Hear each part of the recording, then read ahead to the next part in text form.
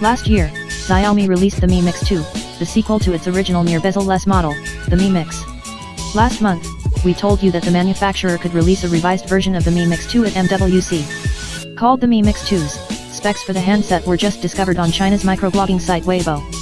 According to the leak, the phone will feature a 4-sided ceramic unibody with a 5.99-inch full-screen display.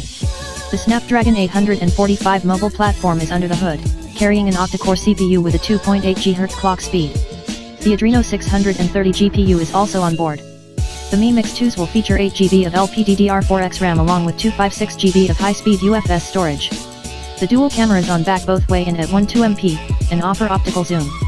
The device will have global 4G LTE bands and is said to be equipped with an under-display fingerprint scanner. A promotional teaser for the Mi Mix 2s was recently discovered, and it showed a render of the device. Thanks to that image, we can see that instead of a full notch at the top of the screen, the front-facing camera is taking up a very small part of the display in the upper right corner. The bezels appear to be thinner than those on the Mi Mix 2. Will this be the handset that Xiaomi uses to break into the US market? We will know much more later this month when the MWC trade show opens in Barcelona on February 26.